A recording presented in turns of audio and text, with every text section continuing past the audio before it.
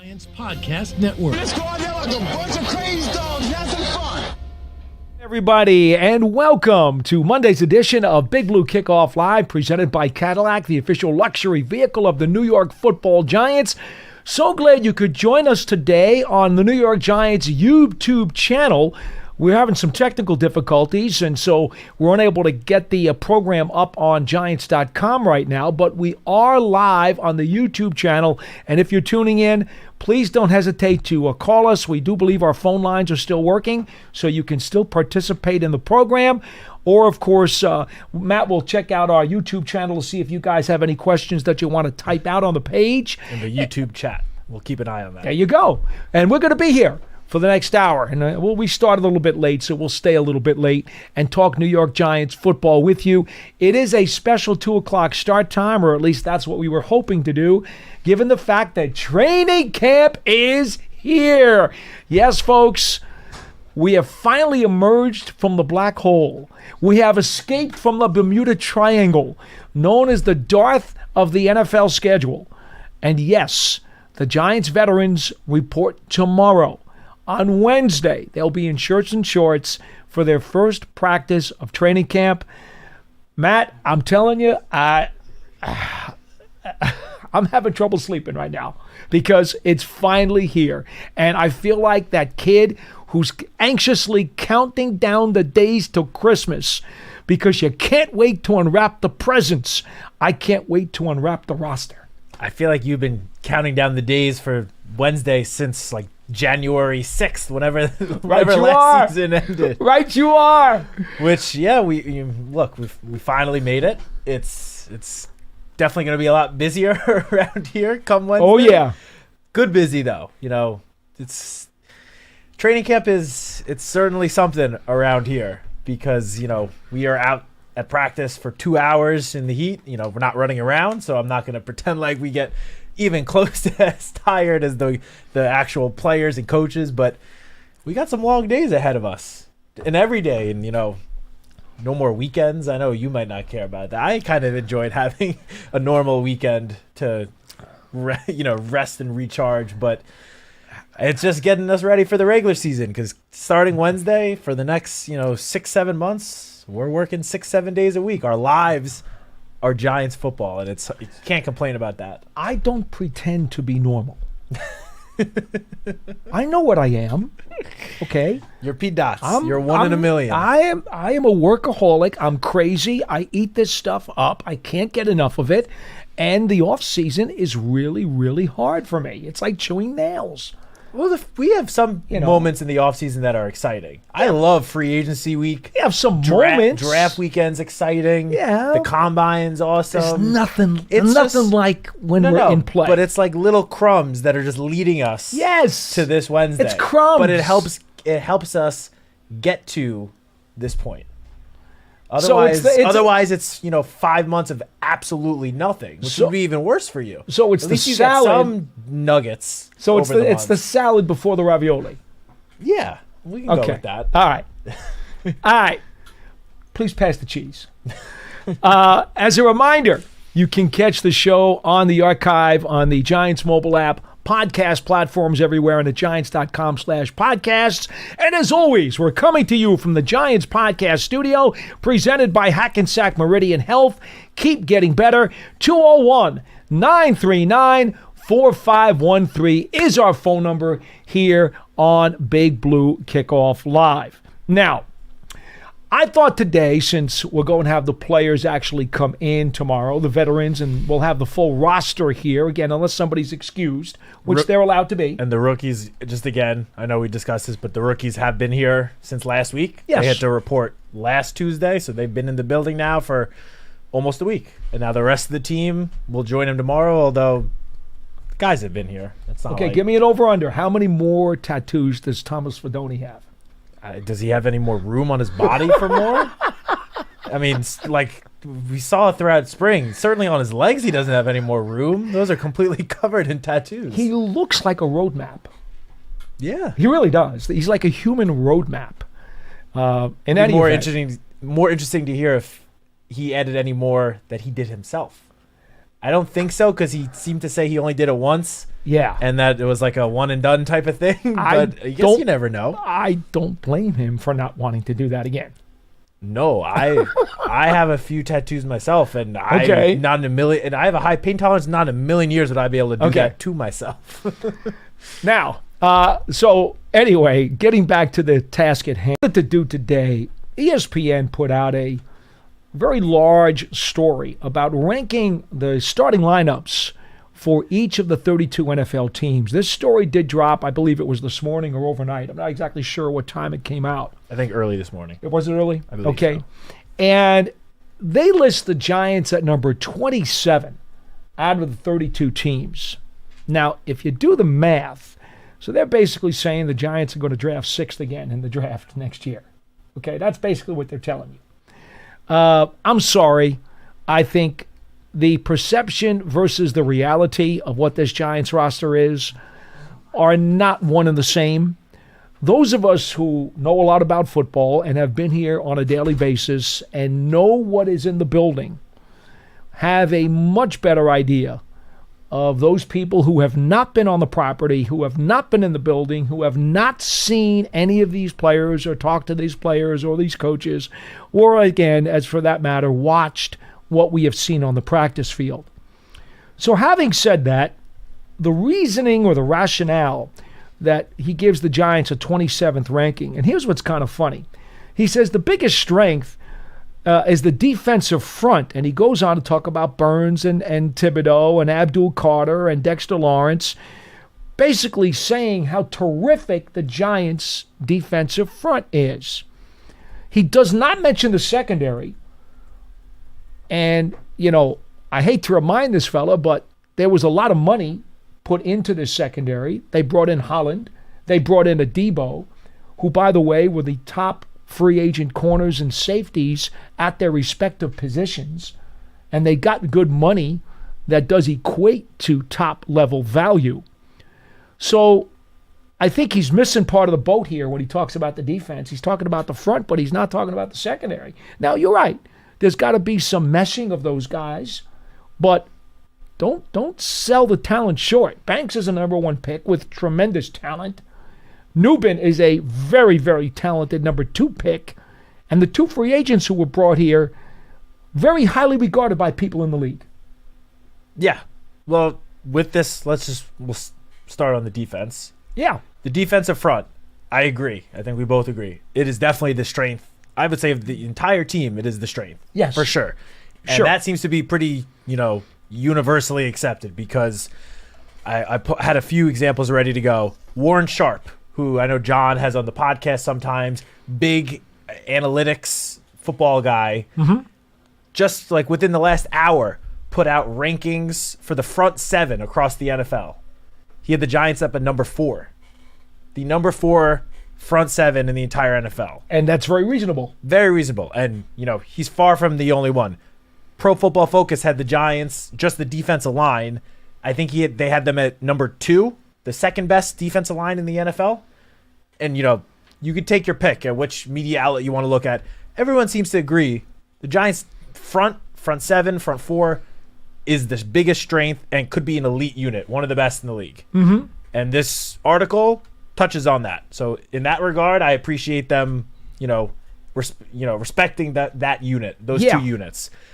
I think he needs to expand it, though, to the defense. I agree with you on the secondary, though. So we've been doing the last couple of weeks, John, Dan, and I, 25 questions in 25 days, where each day we take turns, the 3 of us, and we touch on a different question regarding the team. And the one that I actually wrote over the weekend was, what is one storyline about the Giants that is getting overlooked? And I wrote, you would be happy to read this, because I wrote that people are sleeping on the Giants secondary. Mm-hmm. Everyone is heaping praise on the front, which, again, it's on paper, at least, all of that praise is rightfully deserved.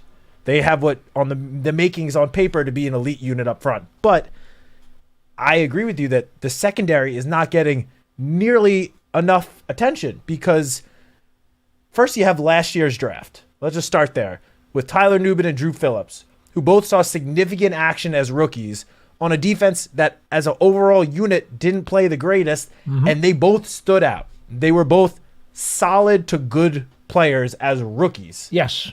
Then the Giants went out and added Paulson Adebo and Javon Holland, who were arguably the top corner and top safety in free agency, or one of the top corners and one of the top safeties in free agency. Top shelf. Guys that are, again, universally accepted to be good at their positions. And as you mentioned, Deonte Banks is still here. And yes, last year did not go as well as anyone would have hoped, but he showed enough as a rookie and still has all those physical traits where you cannot give up on him yet. There's still a lot of football left to be played for him. And, in 7 months, we could be talking about Deonte Banks in a way where, like, how did we ever doubt him? Just because one bad season, doesn't mean you just give up on a first-round pick. And then, obviously, there are guys like Cordell Flott, Dane Belton, like more reserve guys that are going to see a decent amount of playing time.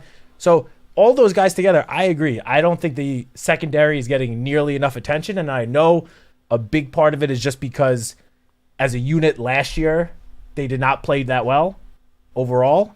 But again, they were relying on two rookies to start a majority of the season who both played well as rookies, and you would think that they have a good chance of taking a year two jump. And then you added two veterans to your starting lineup in the secondary that are proven, experienced leaders that have track records underneath them. Like, they have success in the NFL. Paulson Adebo has 10 interceptions in like 50 games. He's a ball hawk. Javon Holland can do a little bit of everything. So I'm fully with you. I don't think the secondary is getting nearly enough, I guess, attention, buzz, credit, whatever you want to call it. And I get it's because they haven't actually done anything yet. Yeah. And it doesn't matter until they actually start producing. And I get that. But I think it is a little bit, the attention being thrown on the Giants defense is a little bit lopsided because of how elite the front looks like it could be. People, I agree with you, are just completely sleeping on the secondary. All right. So we think that he could have expanded the biggest strength just to the overall defense. That's a fair thing to say, right? Yeah. Okay. Because we're talking about 2/3 of the team here. And quite honestly, we're kind of meshing the linebackers as part of the front seven. We're almost making it a two-level defense, front seven and secondary, as opposed to linebackers, and secondary. We're kind of making it two units, front seven, secondary. So I think that is right there. Even with the Giants' biggest strength, they're being underestimated by the article. Okay, biggest weakness, according to the story. Now, this is where they're being fair, because the truth of the matter is, as we sit here today, the number one position on the show me list, okay, the show me list, which says, show me that you guys are good enough, does have to be the offensive line. I can't argue with that. However, and I'm gonna leave this with you, and then I want you to respond on this one. Here's what's interesting. He says, offensive line, the Giants are set to return all 5 starters from 2024, but that might not be a good thing. Okay, he talks about Andrew Thomas having a lot of injuries in recent years, missing a lot of games. I get all that. But here's what's interesting.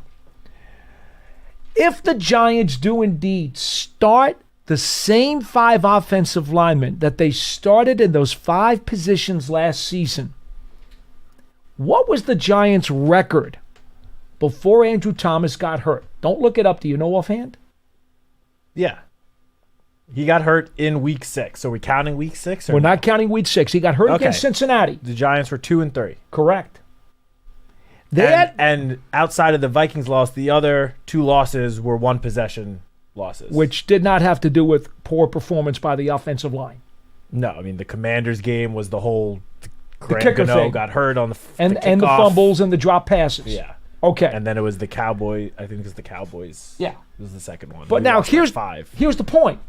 The point is, if it is the same starting 5 that they had last year that got them to a 2-3 record, and by the way, that game 6 against Cincinnati, you remember the game here? Of course. Very beatable.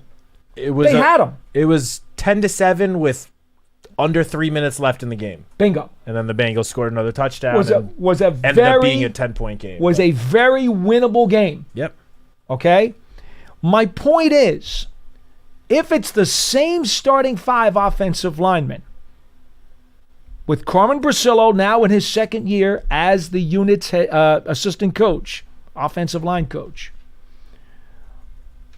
I'm saying to you, there's no reason why they can't be as competitive as they were then. They were 2-3. They were 2-3, and Thomas got hurt against the Bengals. The line played well enough to get them to a 2-3 record, which is competitive. After Andrew Thomas got hurt, the team won one more game the whole rest of the season. So I appreciate the fragility of Thomas's track record, but to slam the starting 5 that they had last year, saying, well, if those same starting 5 are back this year, that's not necessarily a good thing.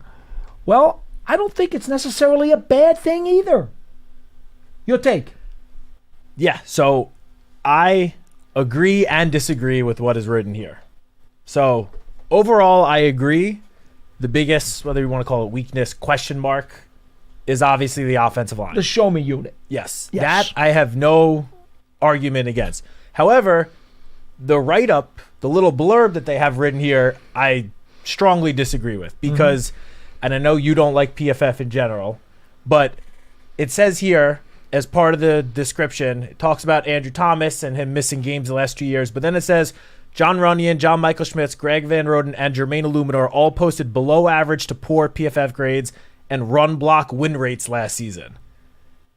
If you look up, though, I'm going to just touch on Van Roden and Illuminor. That's just not true. The two of them were right on the cusp of they were average. They were right in the middle.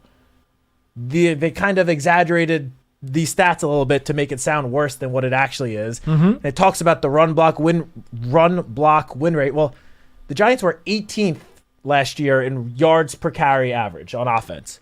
Obviously, that's not amazing, but that's not bottom third of the league either. No, it is not. And that was in a situation where they were playing from behind most games, where they just had to abandon the run game. And Tyrone Tracy, as a rookie, still had a pretty darn good rookie season on the ground, despite all of this quote-unquote poor run blocking win rates. Well, basically, if you're between 11 and 22, you're in the mid-third. Yeah. So I don't agree by saying Jermaine Illuminor. Like, you read this, you think, oh, okay, then all 4 of those other linemen outside Andrew Thomas sucked last year. Greg Van Roden and Jermaine Illuminor were solid linemen. Yes. I'm not going to go out and say they were, amazing, way above average starters. They weren't, but they were solid. If they replicated what they did last year again this year, but you combine that with a healthy Andrew Thomas, I don't think anyone's complaining, at least about those 3 starters on the offensive line. Everyone would be happy with that. And again, this has no mention of Jermaine Illuminor having to switch over to the left side to take over at left tackle for Andrew Thomas after training at right tackle. It has no mention of Greg Van Roden switching positions. So they nitpicked certain very specific, PFF metrics to make the unit sound worse than what it was. Now, I'm not saying the unit was good last year, because it wasn't. But as you mentioned, when the 6 starters were playing together the first 6 weeks of the season, that was a middle of the pack offensive line that was getting better each week. They were getting better until Andrew Thomas suffered that injury in the week 6 game, which he still finished the game, but you could tell he was not in the rest of that game. He was not right. 100%. No, he was not right. So again, I agree that is definitely the biggest unit where they need to show us that they're, taking a step this year from where they were last year. But I don't agree with the write-up and, trashing. Basically, they trash everyone outside of Andrew Thomas, which I don't think is fair. And even with Andrew Thomas, it says he's very good. He's an all-pro when he's healthy, first of all. But he missed substantial game action, which that's true. He's got to stay healthy this year. No one can dispute that. 100%. But to just trash on the other 4 guys, that I don't think was completely fair. Yeah. And so what we have here now through the first 2 points of the write-up, we've got an underwhelming, apparently misguided opinion that's going out there on the national wire, and this is why people outside the building don't really have a true perspective of what the Giants are. And no mention that they actually improved the depth at the offensive line this offseason. No mention of that whatsoever. None. All right. In addition, now some couple of other guys finished off the selection of the Giants at number 27. X Factor, and this is where they finally, in the third item, they finally tipped their cap a bit. They talk about Tyler Nubin, who had a terrific rookie season. You mentioned that a few moments ago. Talks about the addition of Javon Holland, and later on also mentions Paulson Adebo and says, wow, you can start to see how the back end of this defense could come together. Well, thank you. Finally, in the third item, they're actually seeing that there was a plan to enhance the overall defense and that there is something that was done to make the team better. Gee, appreciate that. That's the X factor for the Giants this year, is the secondary. I kind of feel better about the secondary than calling them an X factor. I know they haven't played together, and there is a gelling and a chemistry that has to happen. But if you want to talk about an X factor to me means it is truly an unknown, and it could be this way or that way with a very wide scope of results. I don't feel that way about this secondary. I think this secondary is going to be pretty good even on their bad days, with the potential to be terrific. So I don't think it's that wide of a spectrum to call it an X factor.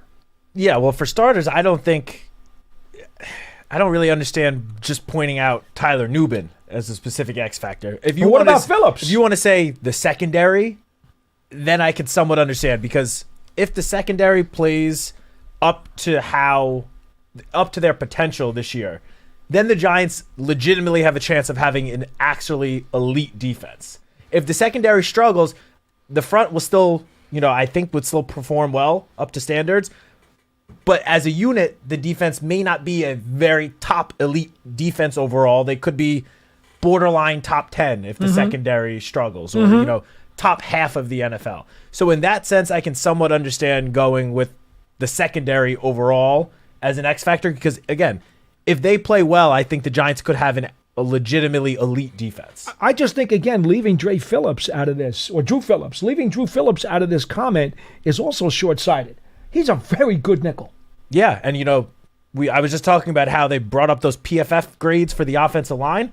Drew Phillips was a top 10 cornerback in terms of PFF metrics last year. Top 10 overall in the NFL. Second among rookies behind Cooper DeJean. Yet no mention of that or those PFF numbers in this section of the article, which I don't get. But again, the secondary overall, I can somewhat understand if you want to call that an X factor. For me, the X factor clearly is on the offensive side of the ball. Whether you want to give it to Russell Wilson being the X factor, because that, somewhat of a wide variety of outcomes could play a significant part in the Giants' success this year. The quarterback position as a whole is an X factor, because you not only know how is Russell Wilson going to play or if he's going to stay healthy, but then how do the Giants navigate the position as they move forward? So that's fair. Yeah, that I would understand more. If you want to call, Andrew Thomas, well, I guess that wouldn't be a fair X factor because it's just all about health for him. Right. If he's healthy, that wouldn't be. If he's healthy, no one's doubting Andrew Thomas or his ability. So in that sense, I think Russell Wilson or maybe John Michael Schmitz, to me, are the biggest X factor. Because if John Michael Schmitz takes a big jump this year in year 3, which is a year that we see a lot of linemen take a jump, if he plays well, that could help transform this entire line. How about the tight ends? They brought up the interior offensive lineman and the biggest weakness part. Well, if JMS takes a step, that's going to also help the 2 veterans next to him, and that whole unit is then going to improve. I think he would be a much bigger X factor than any individual guy from the secondary. Are you curious about the tight ends like I am? I think that Theo Johnson's going to be terrific, but I don't know exactly what he's going to be yet, because he did have the foot injury at the end of last season, and this is going to be year 2. I think we all believe he's got a very high upside, but where is it going to be this year? I don't know. I kind of think that's even more of an X factor, because they could get a lot of production out of the tight end spot, or they might get a disappointing production out of it. Yeah, no, I hear where you're coming from with that. I guess in my mind, I don't consider that as big of an X factor, because it's just the Giants, the pass catchers, the receivers are going to lead the way in the passing I hope game. so. I mean, I think we can agree at least Malik, for Yes, sure, yes. assuming he's healthy, will lead the way among the pass catchers. And then you'd hope/expect the combination of Darius Slayton, Wan'Dale Robinson, and maybe even Jalen Hyatt, maybe based on what we saw in the spring and all that Russell Wilson's talked up about him. See, although he's definitely more, I got to wait and see from him. Oh, yeah. More so with Wan'Dale and Slayton because we've seen them do it now in the NFL and for more than just one season. So I guess in that sense, I just expect those guys to lead the way in terms of the pass catching. So I do think Theo Johnson could have an impact. I don't think he's going to, be a top 2 or 3 person on the team in receptions. I think those other 3 receivers I just mentioned, they're going to lead the way in terms of receptions. And then with the blocking, like Chris Manhurts is a very good blocker. If he's on the team and he's out there blocking, I'm very confident in his abilities. Same with Daniel Bellinger. I mean, we'd like to see him, again, take a little bit of a step up, but I guess I feel like they will meet expectations because expectations for them, it's not like they're so high compared to some of these other positions. I will say this. If the receiving core does not reach their ceiling, and that is, Neighbors has another 90-plus catch season. Doesn't have to have 100. Maybe he has 90. Okay. Maybe Wan'Dale has 75. He doesn't have to have 90 again. He could have 75 and still have a good season. Hopefully Slayton has at least 60. But you know what? There's a possibility if Hyatt doesn't emerge or if one of those other receivers doesn't do what they're supposed to do, they might need Theo Johnson to catch 65 balls. That's true. He might wind up having to be the second leading receiver on this team or third leading receiver, depending upon how you want to qualify it, by catches, yards, or touchdowns. He might have to be a big weapon like Kelsey has become such an important part of Kansas City's passing attack. For sure. And look, before his injury last year, we started to see Theo Johnson do that. He's got some of it. Yeah, this was he him does. as a rookie 4th-round pick. He started to emerge before that season-ending foot injury. Now, we know Russell Wilson likes throwing the ball to his tight end. We've seen it for years now. Theo Johnson participated in all of the offseason workout program. I don't think Dable was ever asked straight up, is he 100% healthy? But I didn't see him miss significant amount of he's rest. been He around. was out there with He's the been around. starters all of spring. So the assumption is he's healthy. Like, I could easily see him taking a step. And that's another guy, that we've seen some media outlets pick, like Fox Sports a couple weeks ago picked Theo Johnson as the Giants' breakout candidate. Did they? Yeah. So clearly there's some, level of buzz around him. Somebody's paying attention out there. Somebody is. But I will say this, or I want to ask you, just because I saw that this player was released yesterday from another team, and that because we're talking about the tight end position, given that there's, I guess, some level of uncertainty about which tight ends are making the team behind Theo Johnson, would you have any interest in looking into Noah Fant, who was just recently released? Former 1st-round pick. No, I know who he Very is. athletic, has had his own injury issues over the years. I would probably put him down on the short list in case I had an injury and I needed to call somebody, but I don't think I would necessarily bring him in right now. Okay, fair enough. I kind of agree. I do think someone will sign him this week away. Probably. Because, He again, might be he is a better off former... waiting, though, to pick the spot that he wants to go to. He might be better off waiting. I guess it depends who reaches out. Right. Yeah, for sure. But, yeah, he's still on the younger side. Again, 1st-round pick not that long ago. Like, someone's going to snatch him up. I do agree, though. I don't think the Giants' depth at tight end is... I don't think it's an issue. Like, I think... We're having trouble trying to cut the guys as it is, right? Between Theo Johnson and then, again, with Bellinger, Manhurts, Fedoni, Dulcich. Yeah. We don't know which 3, maybe 4 of those guys will make it. Outside of, I think we're pretty confident Theo will make it. Outside I think so. of that, we don't really know. But I'm not that concerned about the depth there. Again, I don't know if any of those guys are going to end up turning into a Travis Kelce. But the way that this offense is built, I don't think they really need Theo to turn into Travis Kelce. I think they just need him to be a solid tight end that will catch the ball when he's thrown to, whether it's 3, 4, 5 times a game. Just catch the passes that are thrown your way. I think that's all, and helping the blocking a little bit. I think that's all the team really needs him to do. Well, if it's 4 times a game, that's 68 catches. I gave you that number before. He might have to catch 65 balls for this offense to be effective, because maybe one of the offensive weapons at wide receiver won't be what they're supposed to be, and Johnson will have to do that. He might have to. Last year he only had 29, but that was in 12 games. Right. And again, he was a 4th-round rookie, so it's not like he was immediately thrown right into the fire. No. Like Malik was. I think the amount of Theo Johnson's contribution is not only going to depend upon him stepping up as a second-year player, but it's also going to be, hey, how much do they need him to step up? Again, if the receiving corps doesn't, they're going to have to lean on Theo and say, hey, Theo, we got to have more from you because we're not getting it elsewhere. We need you to do it. And he's a likely candidate because of his tools. He's got the ability to have a high ceiling. For sure. I mean, how many times limited action last year, but I mean, how many big catches up the seam did we see him grab? And I'd like to see a decent lot amount. more. And that I'd was like to with, see more. Again, and then anytime we talk about last year, again, not the greatest quarterback play on a week-to-week basis. Right. So you would think with Russell Wilson, even if it's Jameis, Jackson Dart eventually, whoever it is, you'd expect the quarterback play to improve, in which case it wouldn't shock anyone to see Theo Johnson take a pretty big jump in year 2. All right, finally, they list the non-starter to know as cornerback Cordell Flott.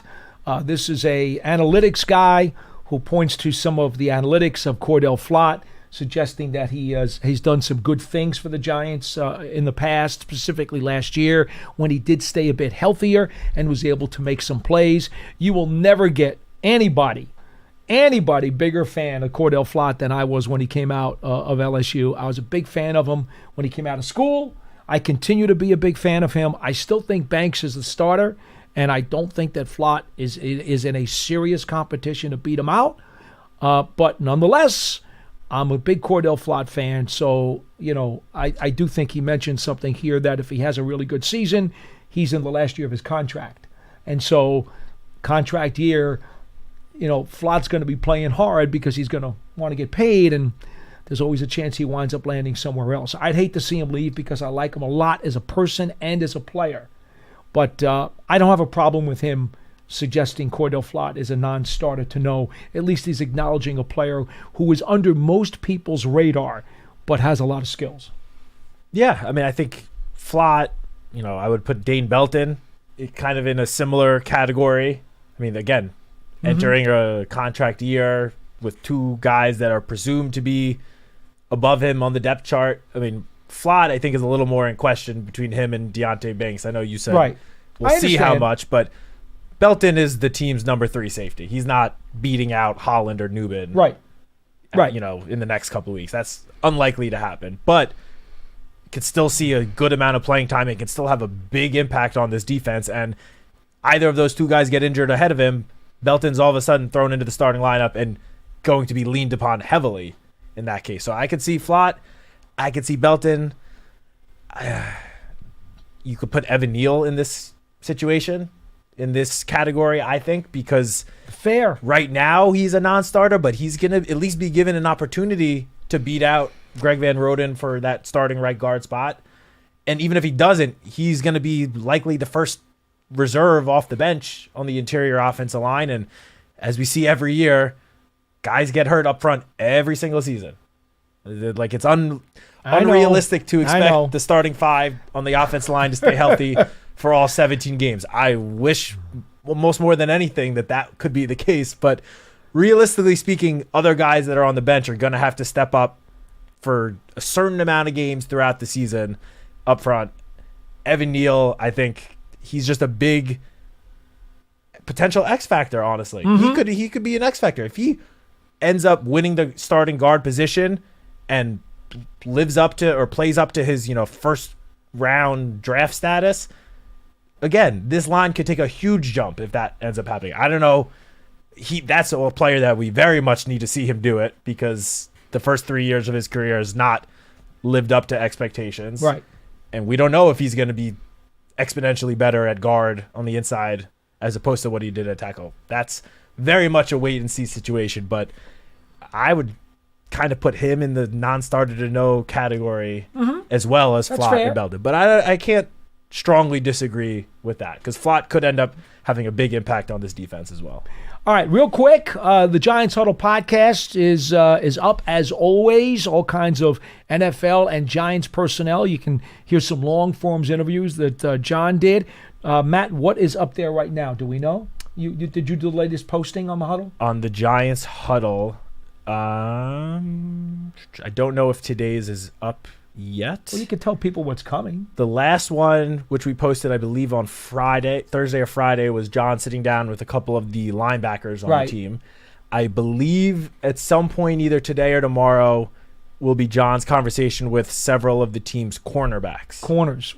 Speaking of some of the guys we just had. I don't know exactly in the conversation which guys he spoke to. Okay. But I believe that will be coming out today or tomorrow. And Charles in our production department put together a video that was posted over the weekend about the Meadowlands, just the area, and how the Giants coming here had a positive impact on this area around here. It's only like a 10-minute video, but it's pretty interesting. Javon Holland and Dante Miller met with some high school football players from Secaucus. They did a little boat tour on the Hackensack River, and they learned more about the area. It's a quick watch. It's only 10 minutes, but I thought it was pretty interesting. Look at that. I thought it was pretty interesting. That could be very interesting. Taught me some things I didn't know. Talk about having an impact. If they had never built this Giants stadium, and that's before MetLife Stadium here at the Meadowlands, I don't know if I'd be covering this team for my 43rd consecutive season, to be honest with you.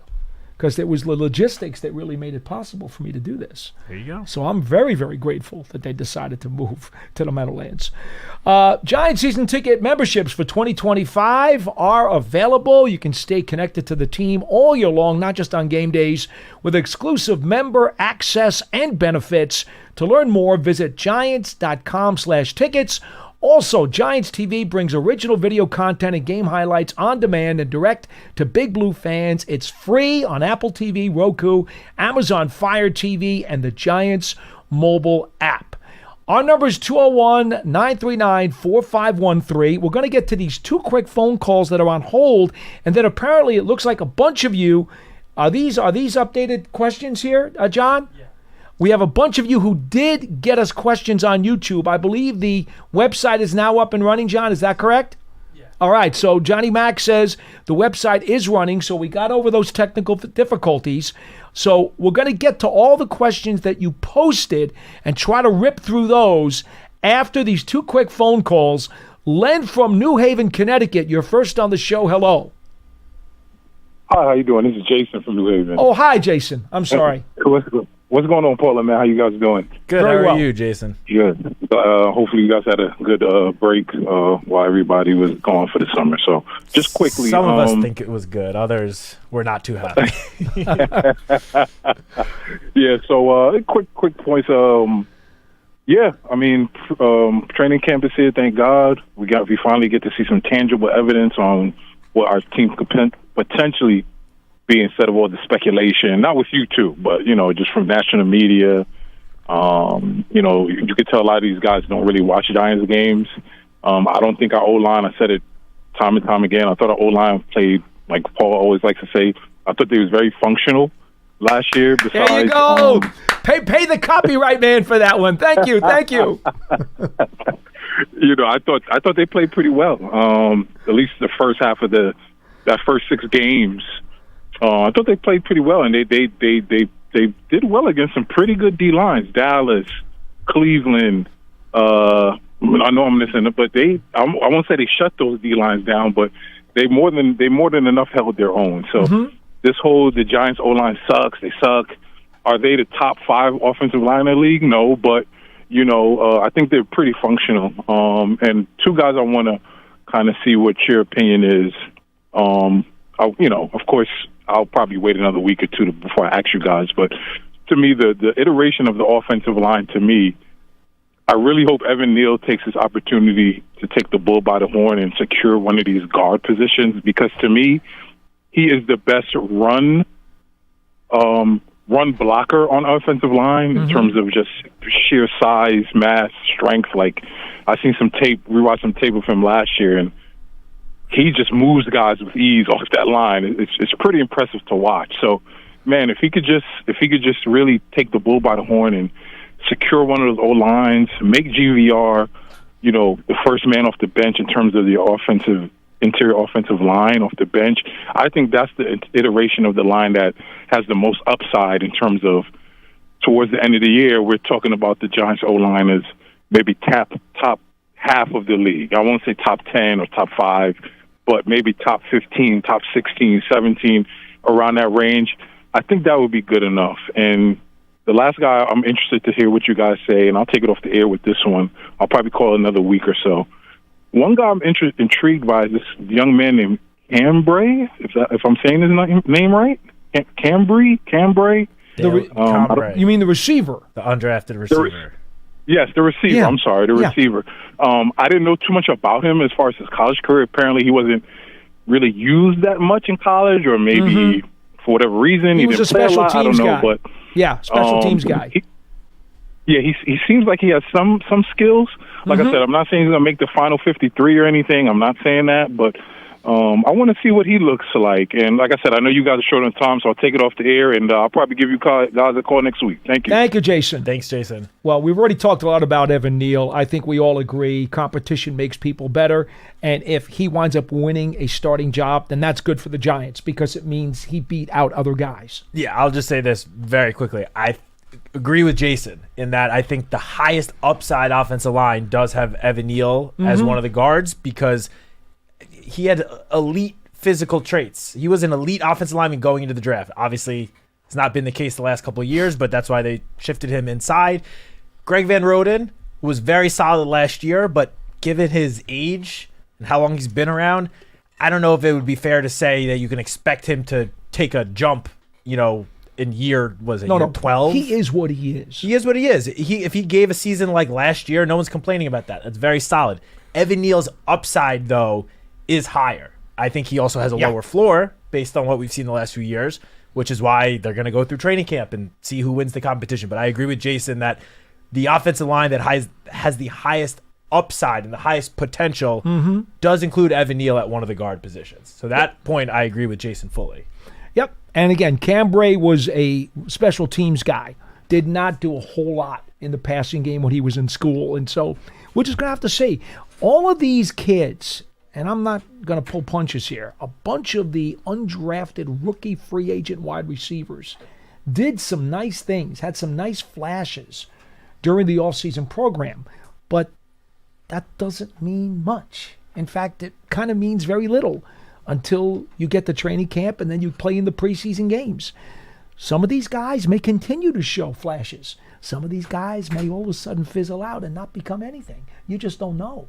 Yeah, look, we saw several undrafted rookie free agents perform very well in the offseason workout program. But that is the time where they are taking the most reps.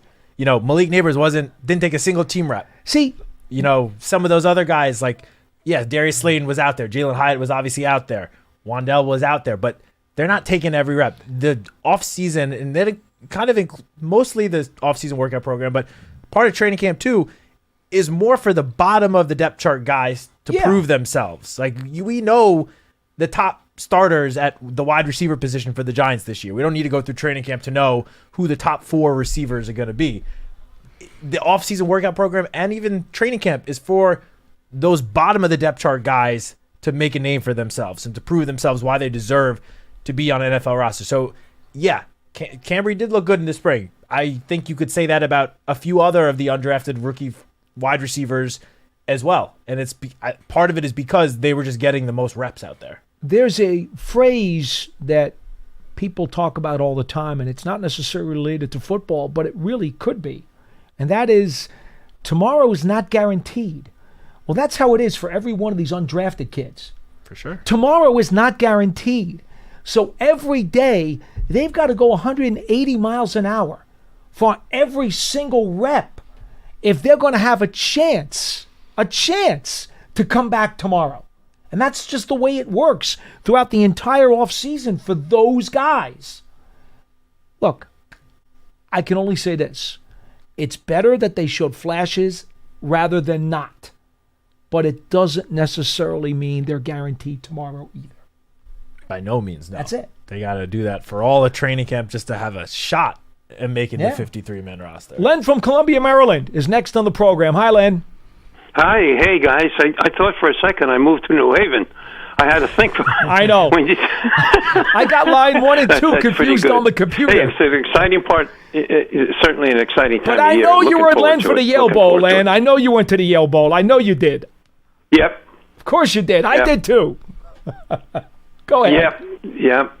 That was some a year and a half up there. We'll forget about that for the moment. Go ahead. What do you got on the 25 Giants? Just one worst nightmare memory. Joe Namath.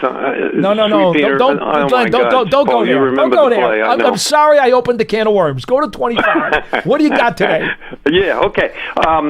Matt, I want to go back to those Pro Football Focus rankings on middle of the road on Illuminor and Van Roten.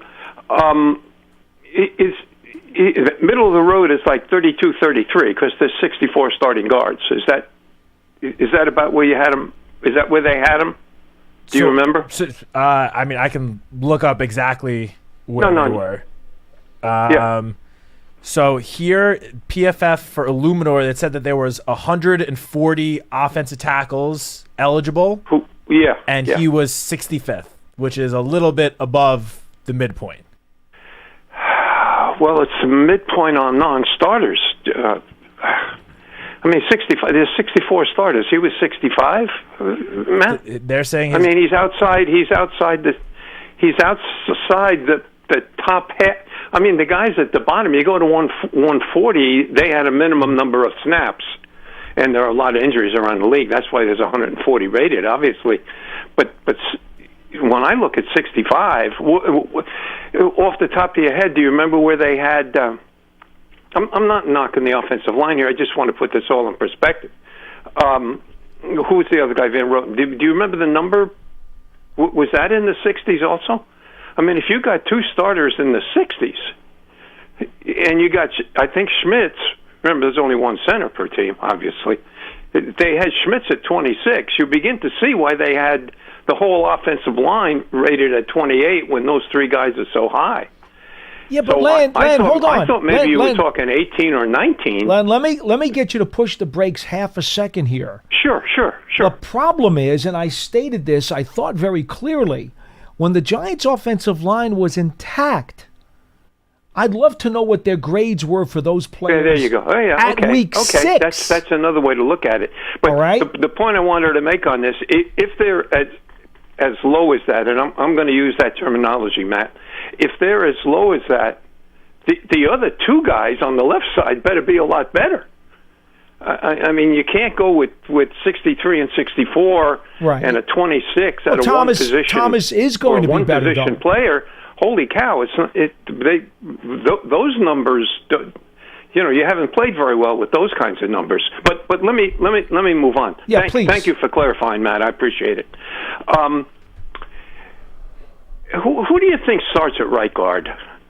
I mean, you think Van Roten's going to start again, or is he just here as that backup two-position player? As of or are they right, that high on who is the undrafted free agent? Kubas?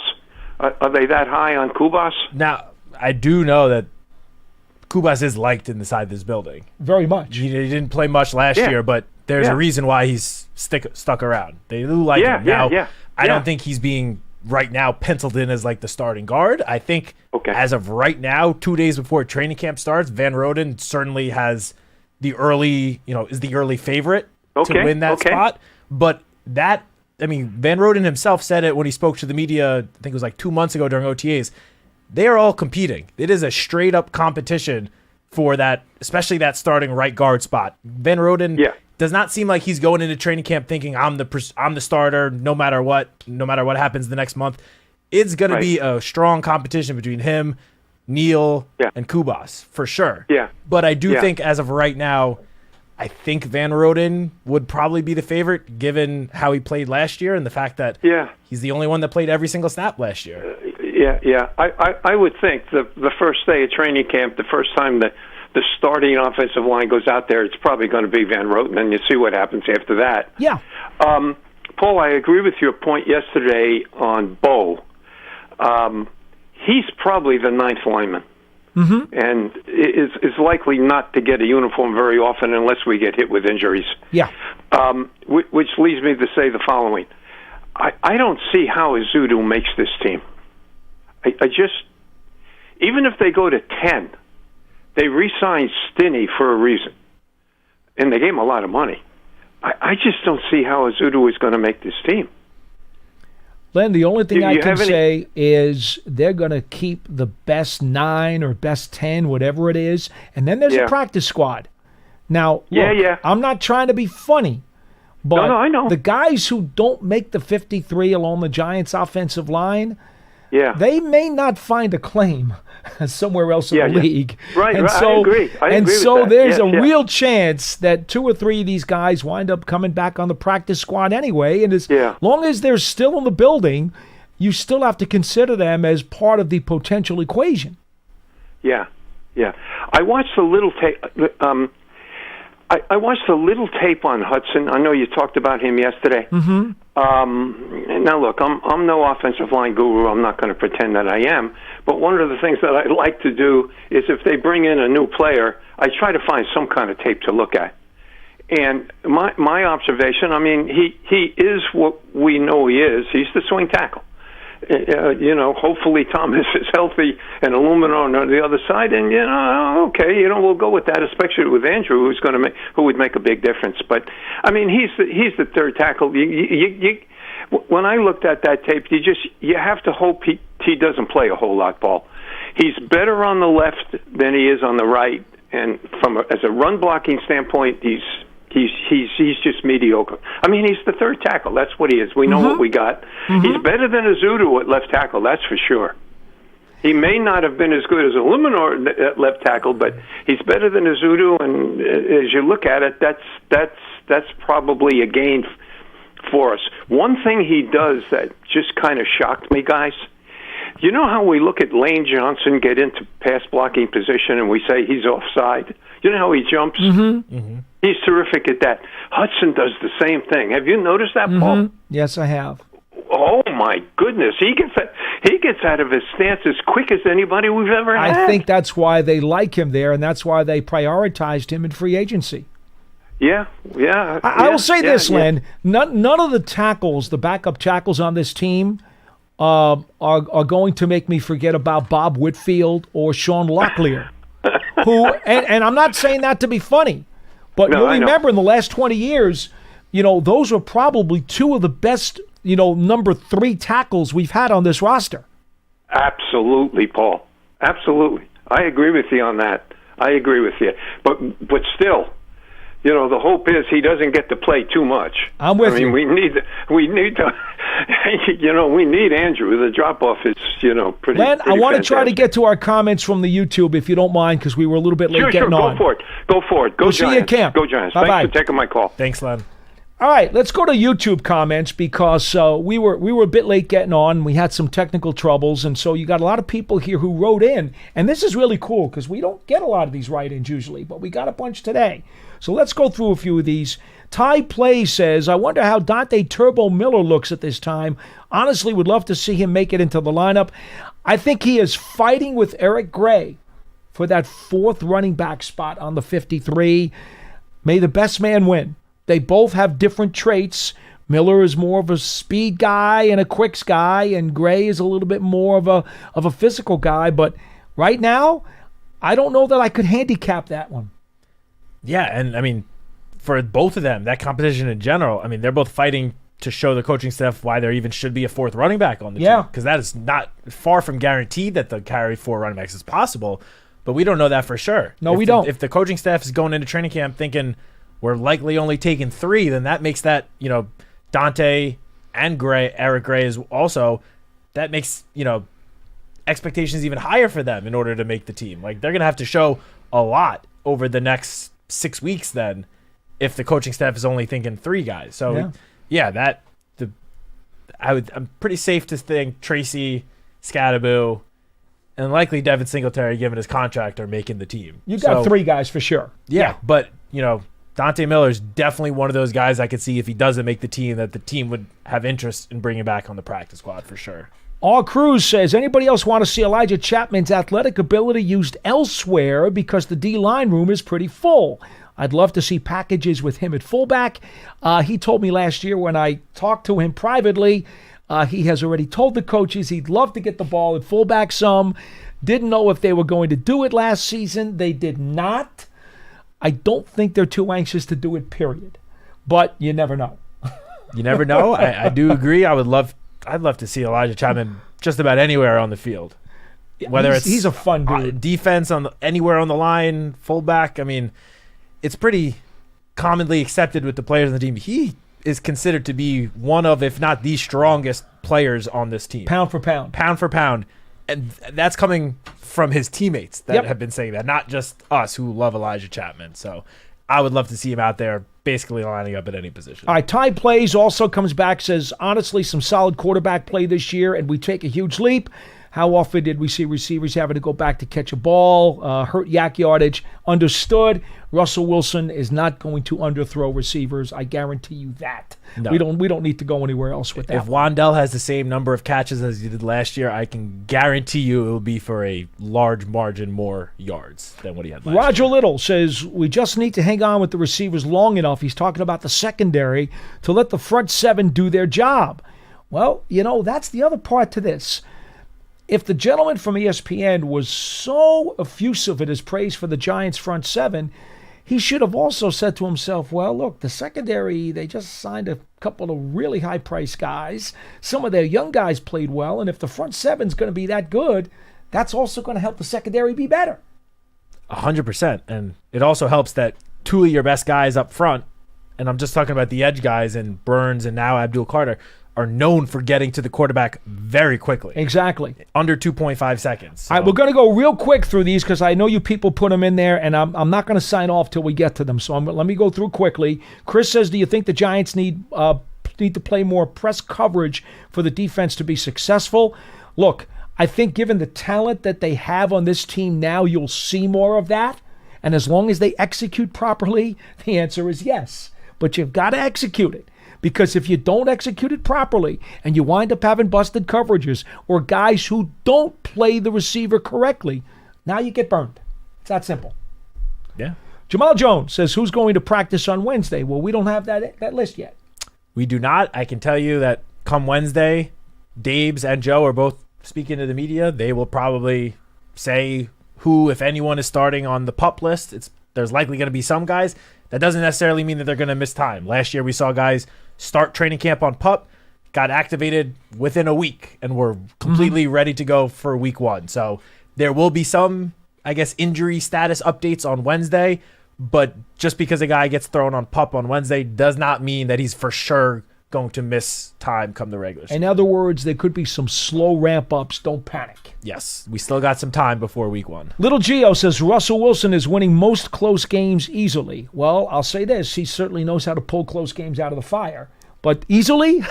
I hope so. That'd be great. I certainly hope you're right. I don't think my stress level needs any more nail biters, okay?